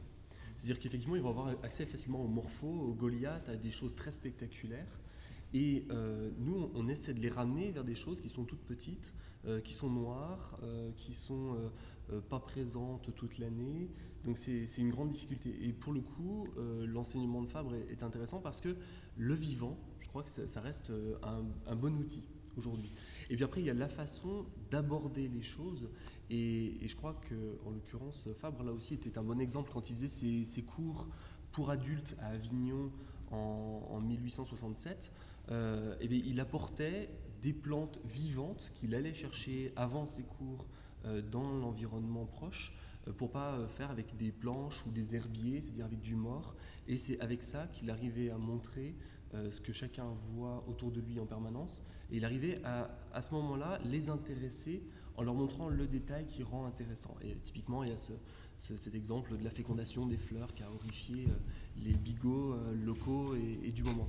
Donc voilà, je pense que c'est ça aujourd'hui, c'est arriver à avoir toute la vision globale, qui n'est pas celle seulement de la cellule ou du gène, toute la vision globale qui permet de savoir, au milieu de tous ces outils qu'on connaît aujourd'hui, quel est celui qui va nous permettre d'intéresser l'enfant. Et ça peut être aussi bien la grande diversité de tout ce qui existe, ça peut être aussi tout le travail qui reste à faire. Enfin, je pense que là, on en a eu des bons exemples de se dire, il y a vraiment du boulot à faire et les enfants, un jour, peuvent devenir ceux qui vont apporter leur petite pierre à toute cette connaissance. Donc il y a aussi cet aspect-là d'avoir un but plus tard pour connaître finalement ce qui nous entoure, parce qu'une personne, un jour, vous a donné le déclic qui vous permettait de voir ce qui était moins ragoûtant, on va dire. Gérard, tu peux... Oui, il y a un autre aspect alors, qui est bizarre, enfin pas bizarrement, mais qui est malheureusement complètement absent de l'œuvre de Fabre, c'est tout ce qui touche à l'évolution, les aspects évolutifs. On sait que Fabre avait entretenu une correspondance avec Darwin, mais que, comment dire, ça n'a pas trop accroché. Enfin, même s'ils se respectaient l'un l'autre, apparemment, Fabre n'est jamais rentré dans les idées évolutives. Or, vis-à-vis et là je retombe vers les jeunes, vers les enfants, il y a une autre façon aussi de les intéresser, c'est en montrant la vie des insectes, etc., montrer comment l'évolution s'intègre là-dedans, et ça apporte une autre vision. Alors là, ça demanderait des heures d'explication, parce que c'est un peu compliqué, mais il n'empêche que regarder la vie des insectes sous l'angle de l'évolution, comprendre que tel comportement favorise telle espèce ou va lui permettre de coloniser d'autres espaces, d'avoir un avantage par rapport à une autre, ou de résister à la compétition avec telle autre espèce. Ça, c'est des aspects qui sont rudement intéressants et que Fabre avait complètement occultés. Bon, quand je dis malheureusement, il ne pouvait pas avoir aborder tous les aspects, mais cet aspect observer les choses sous l'angle de l'évolution, c'est une autre approche maintenant qu'on a dans l'enseignement et qui me paraît riche de sens, parce qu'elle permet aussi de comprendre ce qui est en train de se passer, et notamment les adaptations, l'évolution des espèces face au réchauffement climatique, tout un tas de problématiques comme ça. On peut aussi les raccrocher à ça, quoi. Et puis maintenant, il y a un outil super pratique, c'est l'appareil photo numérique. Oui. C'est-à-dire que maintenant, un gamin avec un appareil photo numérique, il peut se faire une collection visuelle, il peut commencer à aborder le début de la connaissance comme ça aussi. Et en plus de ça, le partager sur forum ou sur... il peut commencer. Bien sûr, les vieux entomologistes dont je commence à faire partie vont dire il manque de la précision. Il aura l'imprécision d'un Fabre assez rapidement, c'est-à-dire qu'il pourra s'occuper de l'ampuse, il pourra s'occuper de la lucane cerf-volant, du grand pan de nuit, de la cigale méditerranéenne. Grâce à des appareils photo, il pourra compiler et créer son petit univers et sa collection visuelle. Et en plus de ça, rezapper, ça ne coûte plus rien numériquement. Et donc, ça, c'est un truc fabuleux. Ça va révolutionner, à mon avis, ça va révolutionner comment ça s'appelle,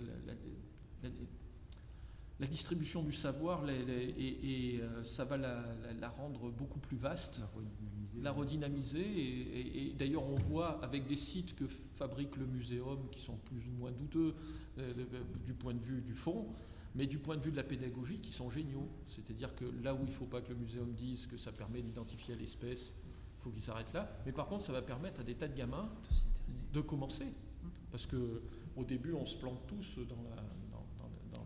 d'identification. Une autre question en marge pour l'un comme pour l'autre. La science participative. Oui, ben justement, ce que j'évoquais là tout à l'heure, le site là, qu'on a créé en tant que service éducatif du musée Lecoq, là, qui s'appelle l'école buissonnante, est basé sur ce principe-là.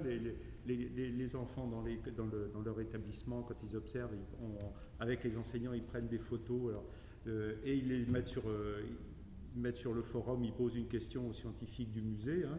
Philippe, par exemple, a été souvent sollicité pour identifier tel ou tel papillon, qui est un papillon de nuit qui avait été trouvé. Et mine de rien, comme disait Frédéric, avec des simples photos, alors on n'arrive pas, on leur dit d'ailleurs, hein, on dit bon ben là, votre photo elle est trop floue, elle est pas prise assez près, elle permet de dire que c'est tel genre, mais on ne sait pas l'espèce, ou des fois ça permet de dire que ça doit être telle famille quand c'est les araignées, et encore quand la photo est à peu près bien prise.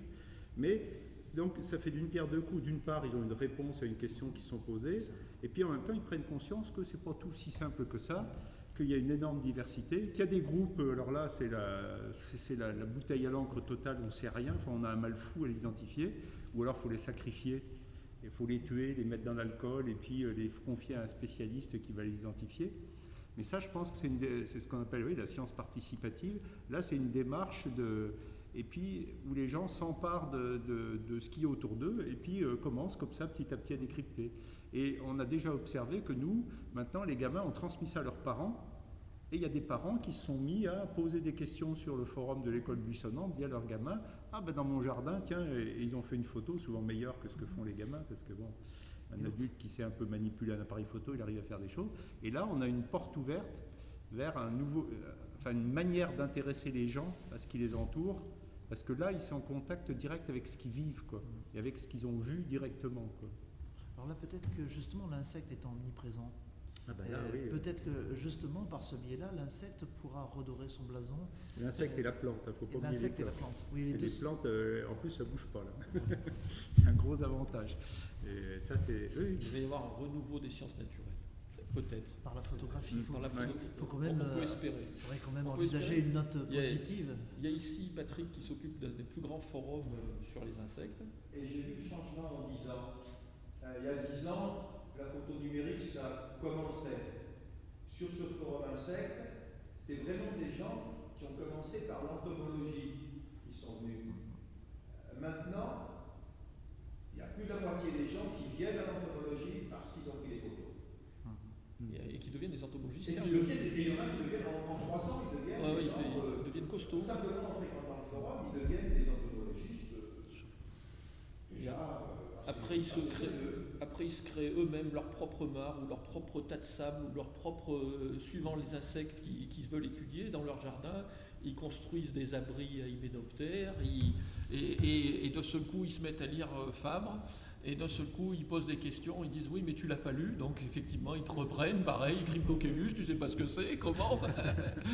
et c'est génial parce que en plus de ça, nous, à force de tourner en rond, on peut passer pour des excentriques complets, et on se pose plus les questions aussi. Et avoir en face de nous des gens qui sont naïfs et qui refont la démarche que nous on a fait il y a 20 ans ou il y a 30 ans. Ben, ça nous rafraîchit et ça nous permet de devenir pédagogue, ce qui était quand même un truc plus qu'étonnant pour ma part, par exemple, ou pour la part de Patrick, qui n'avait pas une tête de pédagogue quand même. Alors, en parlant de tête de pédagogue, non. À propos des publics que l'on peut toucher, moi je voulais présenter deux ouvrages, hein, c'est mon métier, pour expliquer une sorte de paradoxe. Donc on a là une première édition, qui est l'édition originale des souvenirs entomologiques. De par son format, on voit bien que c'est un petit livre, hein, dans tous les sens du terme. Livre volontairement d'ailleurs réduit, et vendu à l'époque à bas coût. Donc Delagrave ne voulait pas qu'un livre de Fabre, fin du 19e siècle, dépasse les 3 francs exemplaires.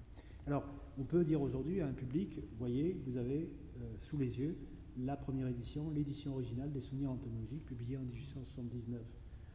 La question, si on a pris la peine de conserver un ouvrage qui, à l'époque, n'avait pas beaucoup de valeur commerciale, c'est qu'il a une grande valeur, en réalité, dans l'histoire de l'entomologie. Donc, la manière d'attirer le public aussi, c'est de se dire, voilà, vous avez sous vos yeux une édition originale. Donc, on conserve ça précieusement. Dans le cadre d'une exposition, on peut présenter un ouvrage. Finalement, plus de 100 ans plus tard, on a un autre volume, qui est intéressant, j'avais évoqué donc le travail d'Actes Sud, Thésaurus. On a une réédition des œuvres, d'une partie des œuvres de Fabre, donc des morceaux choisis, mais aussi ce qu'on appelle les ouvrages, je dirais, de sciences appliquées de Fabre, les Ravageurs, les Auxiliaires, quelques écrits sur les insectes qui ont paru dans les morceaux choisis. Et ce qui est intéressant, c'est de voir qu'aujourd'hui, l'avant-propos d'un volume comme celui-là, donc d'un recueil, est signé par Pierre Rabhi. Donc on a une problématique qui a changé, et la médiation que nous opérons, qui est aussi liée à la médiatisation aujourd'hui. Un personnage comme Pierre Rabhi, naturellement, c'est quelqu'un qui attire l'attention sur le rapport de l'homme à la nature. Donc nous, notre souci, c'est de montrer que nous avons pris la peine de conserver des ouvrages aujourd'hui de valeur, et je vais y revenir, mais aussi qu'on a affaire à un auteur, visiblement, qui a encore quelque chose à dire sur des personnes, pour des personnes qui traitent de questions contemporaines.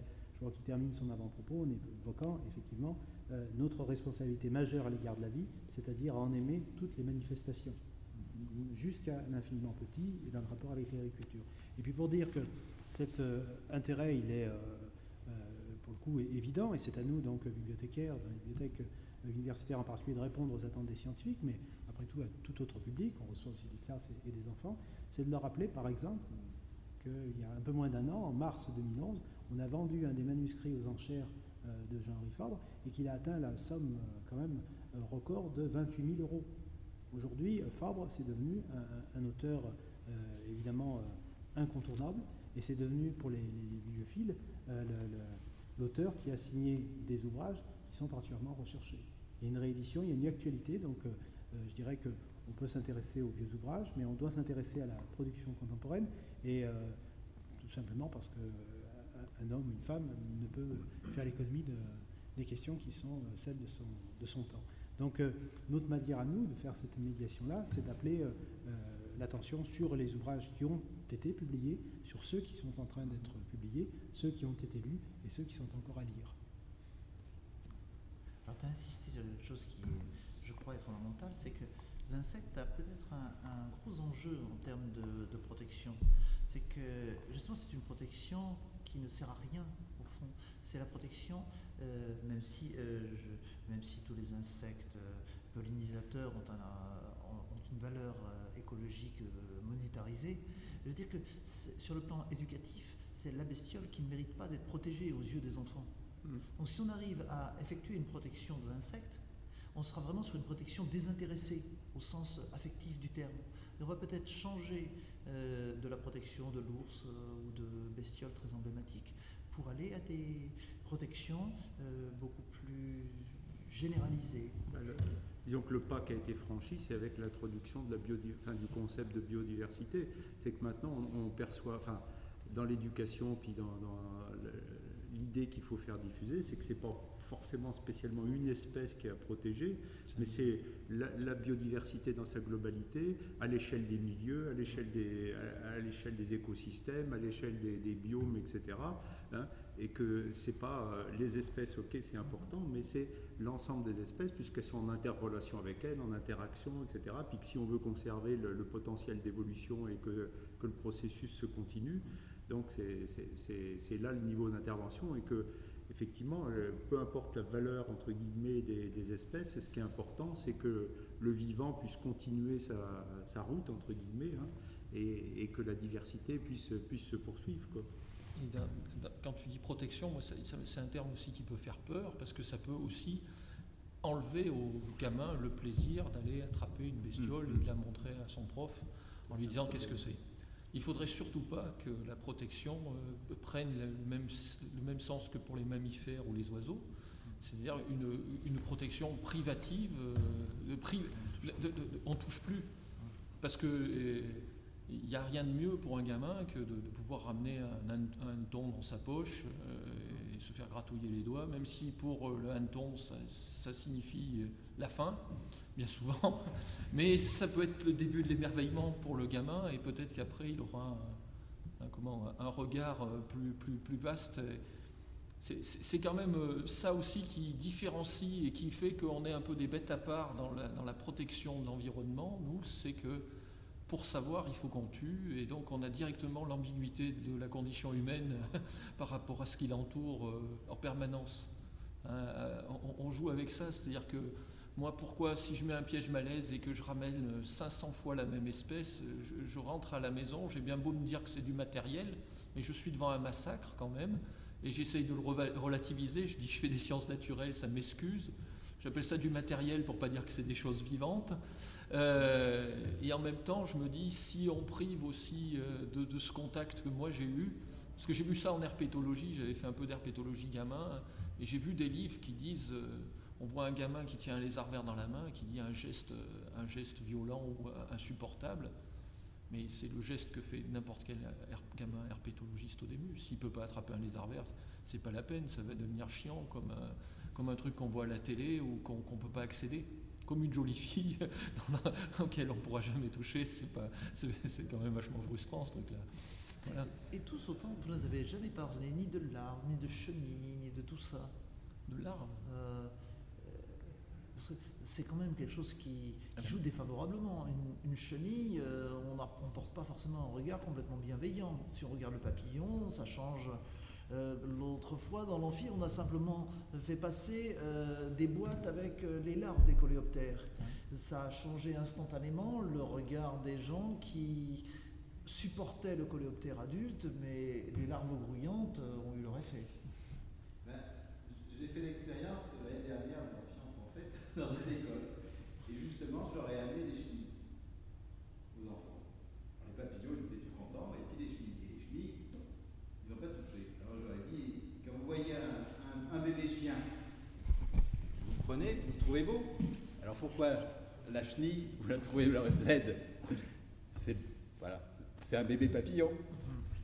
Et du coup, ah bah oui. Et puis à la fin, ils ont tous pris la chenille, ils ont tous baladé avec la chenille sur le dos.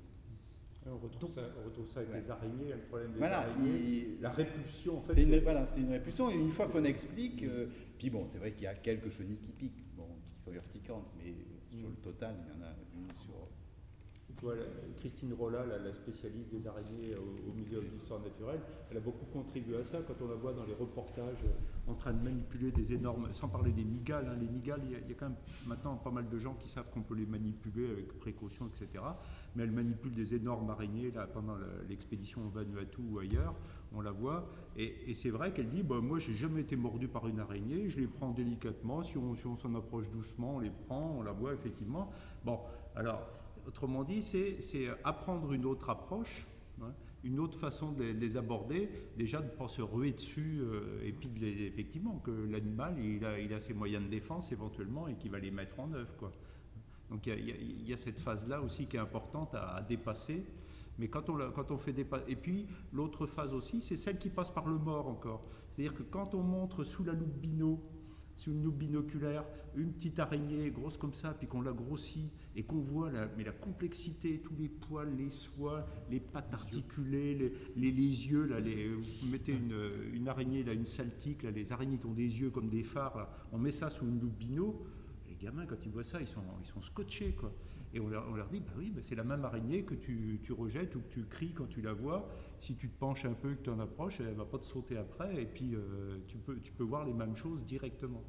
Donc, le passage par le mort, effectivement, ou la collection, ou l'animal, ou la photo. C'est vrai que la photo peut être un médiateur intéressant. La photo permet d'entrer là-dedans. Parce qu'on découvre que c'est beau à une échelle très rapprochée. Et une fois qu'on a vu que c'était beau, eh ben, ça change le regard, et là on perd une partie de la répulsion, quoi. Je pense que c'est... Et les chenilles de macaron par exemple, c'est quelque chose de fabuleux, quoi. C'est d'une beauté mais incroyable, quoi. Et on a, nous en tant qu'enseignants et puis vulgarisateurs et puis au contact du public, je crois que c'est de montrer d'abord la passion qu'on peut avoir pour ça, et puis moi je dis toujours aux gamins, mais regardez comme c'est beau. Et monsieur, c'est pas beau. Mais je dis, si, regardez les couleurs, regardez ça comme elle est belle, et vous trouvez ça beau? Ben oui, moi je trouve ça beau. Ah bon? Et qu'un adulte puisse dire ça, ça les interpelle, quoi. Et puis petit à petit, ils regardent autrement, quoi. Donc je pense que là, on a toute une démarche, que je ne qualifie pas de pédagogique, qui est une démarche simplement de parler avec nos tripes, entre guillemets, parler, sentiment, ou je ne sais pas comment dire, et dire qu'on peut avoir un rapport esthétique, de sympathie avec n'importe quel être vivant, pourvu qu'on cesse de le regarder en tant qu'humain, en tant que chose différente de nous, quoi. Ah Mais oui, il est aussi, différent de nous, et puis... Mais aussi, il faut dire que l'état larvaire, hein, pour en revenir à ta question, c'est quand même un sacré grand écart pour un mammifère. Hein. C'est un truc normalement qui est dans le ventre de la mer, qu'on ne voit pas cet état-là, et de le voir étalé devant nous, et puis en plus de ça, ça nous amène à un truc pas sympathique, qui est notre fin à nous, et les asticots. Il faut quand même dire ce qui est, c'est-à-dire que des asticots qui grouillent dans un cadavre, c'est le moment du grand passage. Et fatalement, les gamins, quand ils voient une boîte remplie d'asticots ou un truc comme ça fait plutôt penser cadavre, fin de vie, et l'étrangeté de la vie, quoi. L'étrangeté des métamorphoses, l'étrangeté d'avoir un état comme ça, et puis un état adulte si différent. C'est quand même un truc, bon, chez les punaises, on est rassuré. Ça se passe comme chez nous, on dirait presque.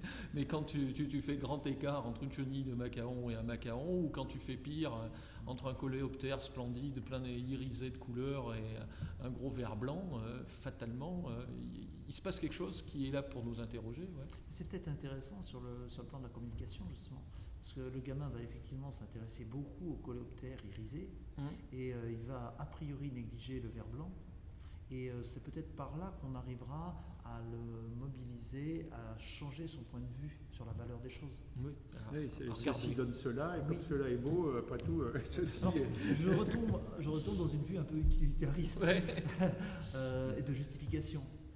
Est-ce que, puisqu'on arrive au terme de la table ronde, quelques mots pour faire partager la passion des insectes? Alors, Philippe? J'aurais encore quelques conseils de lecture à donner, c'est de dire qu'aujourd'hui, ce dont on parle, et qui est une vision qui serait une vision utilitariste, finalement, quand on regarde les fonds documentaires, elle a toujours existé. Quand on prend la production littéraire de l'entre-deux-guerres, par exemple, on voit nombre d'ouvrages, alors vous imaginez l'arrière-plan totalitaire de modèles qu'on cherchait dans les sociétés d'insectes. Il y a toute une littérature sur le sujet, dans les années 30, comment est-ce qu'on peut construire une société à partir de modèles d'insectes. Donc une fois encore, je renvoie évidemment à l'immensité de la production éditoriale et se dire que finalement, nous posons des questions finalement que par rapport à notre point de vue. Et la production éditoriale, elle est toujours liée à cet anthropomorphisme, je ne sais pas comment il faut appeler ça, ou cette manière de voir le monde uniquement à travers de ses propres yeux. Les livres sur les papillons ne sont jamais écrits par les papillons. Oui, moi je dirais que ce qui est extraordinaire avec cet univers des insectes, c'est qu'il ne se passe pas, alors je ne vais peut-être pas dire un jour, mais il ne se passe pas une semaine ou un mois, sans que même après avoir accumulé des connaissances, après en avoir vu plein, il ne se passe pas un instant sans qu'on fasse de nouvelles découvertes. C'est infini en fait, parce qu'il y en a une telle diversité qu'on n'a pas assez de toute une vie, et on le voit avec Fabre qui a consacré la sienne, on n'a pas assez de toute une vie pour tout voir. Donc c'est un monde auquel on peut se jeter dedans complètement à corps et à cri parce que il n'y aura pas de lassitude à aucun moment. Et je crois que c'est ce que Fabre nous a démontré à son époque. Et aujourd'hui encore, on a encore plus d'outils, encore plus de possibilités de voir cette diversité. Oui, des arguments pour s'intéresser aux insectes. Moi, c'est très très simple, c'est être curieux, quoi. C'est la curiosité qui va faire que, vu que les insectes sont omniprésents autour de nous, dès qu'on va s'intéresser un peu aux choses, et en étant curieux, on va y venir naturellement. Moi, ça rebondit aussi sur toujours le thème de l'intérêt et des loisirs. Moi, je suis frappé de voir chez les jeunes et chez les adultes, peut-être encore plus chez les adultes, chez les jeunes, le nombre de gens qui s'ennuient, qui ne savent pas quoi faire, et qui, ne sachant pas quoi faire, vont chercher à aller dans des trucs genre, je ne vais pas faire de pub pour les bateaux, là, les gros bateaux, les trucs comme ça, enfin bref, et qui ne réalisent même pas alors je ne veux pas dire que tout le monde du jour au lendemain va devenir passionné de ça, mais que là on a un univers mais gigantesque à nos portes, et quiconque a un jardin, moi personnellement j'ai un grand jardin de 2000 m² que j'ai bichonné pour qu'il y ait le maximum de bestioles dedans, et dans ce jardin, mais je pourrais y rester toute ma vie là-dedans. Je veux dire, chaque jour, comme tu disais, chaque jour je vois des trucs nouveaux, etc. Mais c'est incroyable. Et au fil du temps et au fil des années, et on est sidéré de se dire, mais j'arrête pas de voir des choses nouvelles. Donc là, autrement dit, développer des centres, enfin s'intéresser à ce qu'il y a autour de nous, alors commencer par la collection, commencer par la photo, je sais pas, chacun va trouver son entrée, commencer par l'art, par le dessin, il y a des milliers d'entrées possibles, mais s'intéresser à ce qu'il y a autour de nous et commencer, essayer, gratouiller, et puis se foncer dans une direction après, comme toi tu fonçais sur les Pompidou. Bon, chacun trouve sa voie, mais trouver un centre d'intérêt, et puis là, ça change la vie. Je crois que voilà. Je ne verrais pas ma vie autrement qu'en m'intéressant à ce qui est autour de moi, quoi, parce que pour moi, ça a plus grand sens, quoi. Moi, je vais parler de deux vieux maîtres, à la limite. Hein. Il y a Junger qui reconnaissait en Fabre un maître, hein, et qui disait, quand on s'intéresse au petit, le monde est infiniment grand, ce qui résume la pensée de tout le monde assez rapidement. Et après, il y a mon vieux maître à moi, qui est mon maître en Pompil, qui a 83 ans. Et je suis arrivé chez lui. Et pour moi, faire des Pompils, c'est un peu comme si je faisais un GR, mais un GR sauvage à moi tout seul. C'est-à-dire, comme on est 4 dans le monde à s'occuper de ça, j'ai mon petit chemin, je chemine dans le monde avec cette obsession, on va dire, en essayant de suivre mes Pompils comme balise. Et lui, à 83 ans, au milieu de toutes les publications qu'il n'a pas faites, c'est-à-dire au milieu de tout ce qu'il ne sait pas, parce que consacrer sa vie entièrement à ça, c'est-à-dire depuis... sa femme avait commencé par lui dire, est-ce que si tu te maries avec moi, tu arrêteras les Pompils? Il a dit, ben non, j'arrêterai, je ne me marierai pas avec toi. Et donc on a eu une grande discussion comme ça sur... Je lui disais, mais Raymond, pourquoi tu n'as pas publié ça? Pourquoi tu n'as pas publié? Tu te rends compte, c'était en 1962, la date de ma naissance. Pourquoi cette chose-là n'est pas publiée? Il m'a dit, Frédéric, c'est vrai, j'ai mis beaucoup de temps, mais moi j'ai été heureux. Voilà. Pour moi, c'est ça. Donc c'est se faire plaisir. Ouais. Lui, c'était très égoïste. Mais, voilà. Mais je crois que ça peut presque être les mots de la fin, mais c'est une belle philosophie quand même. C'est vivable. Ouais, c'est vivable. Et durable. Bon, on va s'en arrêter là. Et le public applaudit.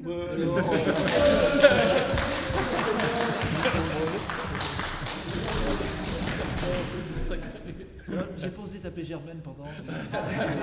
Germaine, c'est mieux que Bernadette. On va pas beaucoup parler de femmes, on va parler de la ouais, c'est vrai. Donc, à mon avis, il fait ça uniquement pour se distraire.